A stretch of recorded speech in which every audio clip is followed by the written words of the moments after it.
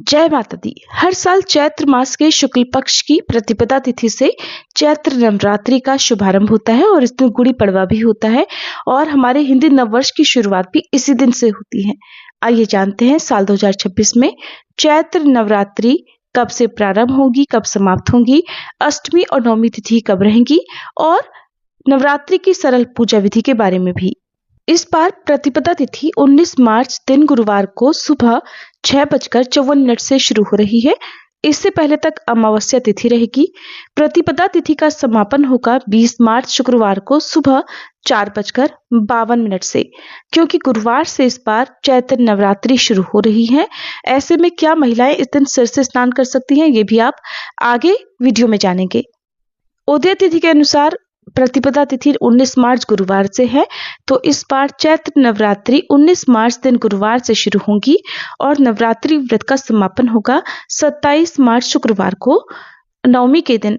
और क्योंकि इस बार गुरुवार के दिन से नवरात्रि शुरू हो रही है, तो इस बार माता की सवारी पालकी होगी।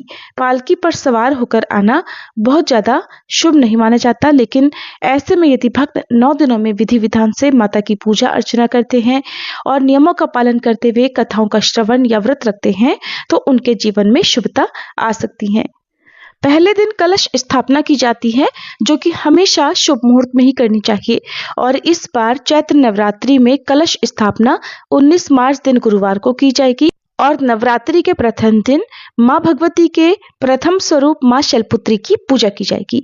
कलश स्थापना 2 शुभ मुहूर्त में की जा सकती है, जिसमें पहला शुभ मुहूर्त सुबह 6:54 से 7:43 रहेगा। दूसरा मुहूर्त रहेगा अभिजीत मुहूर्त, जो कि दोपहर 12:10 से 12:58 रहेगा। कलश स्थापना यदि आप सुबह के समय कर रहे हैं तो ध्यान रखिएगा, सुबह 6:53 तक अमावस्या तिथि रहेगी, तो इसलिए अमावस्या तिथि में कलश की स्थापना करने से बचें और जो भी शुभ मुहूर्त बताए गए हैं उसी में कलश की स्थापना कर सकते हैं। क्योंकि गुरुवार से नवरात्रि शुरू हो रही है, ऐसे में कुछ नियम ऐसे हैं जो महिलाओं को पालन करने होते हैं। महिलाओं या कन्याओं को ऐसा कहा जाता है कि गुरुवार के दिन सिर से स्नान नहीं करना चाहिए, लेकिन क्योंकि इस दिन नवरात्रि की शुरुआत हो रही है, एक दिन पहले तक जो भी महिलाएं या कन्याएं शारीरिक रूप से शुद्ध नहीं हो पाई हैं, जैसे पीरियड्स के कारण आप इससे पहले तक सिर से स्नान नहीं कर पाई हैं और आज से आप व्रत भी रखना चाहती हैं, शुद्ध हो चुकी हैं, तो आप गुरुवार के दिन सुबह केवल सादे पानी से सिर से स्नान कर सकते हैं। अगर संभव हो तो किसी पवित्र नदी के जल में डुबकी जरूर लगाएं, क्योंकि इस दिन अमावस्या का स्नान भी होगा। इस बार अष्टमी और नवमी तिथि को लेकर भी बहुत ज्यादा असमंजस रहेगा, क्योंकि दोनों ही तिथियां 2 दिन पड़ रही हैं।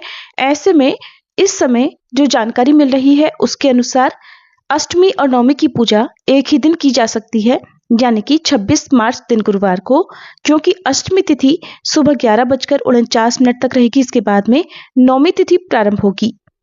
और अगर पंचांग के अनुसार बात करें तो नवमी तिथि 27 मार्च शुक्रवार को सुबह 10:07 तक रहेगी। ऐसे में नवमी तिथि आप 27 मार्च शुक्रवार को भी मना सकते हैं, तो यानी कि 26 मार्च गुरुवार को अष्टमी और 27 मार्च शुक्रवार को नवमी तिथि रहेगी। कभी कभी लोग क्षेत्र के अनुसार अष्टमी और नवमी तिथि अलग अलग दिन में मना लेते हैं। ऐसे में आने वाले समय में जब भी अष्टमी और नवमी मनाई जाएगी उसकी सही जानकारी आपको समय पर दी जाएगी। अभी तक प्राप्त जानकारी आपको हिंदी पंचांग के अनुसार दी गई है। नवरात्रि के पहले दिन कलश की स्थापना करके व्रत का शुभारंभ किया जाता है और मान्यताओं के अनुसार अष्टमी को कन्या पूजन करके, तो कुछ जगह पर नवमी के दिन कन्या पूजन करके फिर नवरात्रि व्रत पूर्ण हो जाते हैं। नवरात्रि व्रत का समापन हो जाता है और अगले दिन कलश विसर्जन और दुर्गा विसर्जन करके भक्त अन्न ग्रहण करके अपना उपवास खोलते हैं।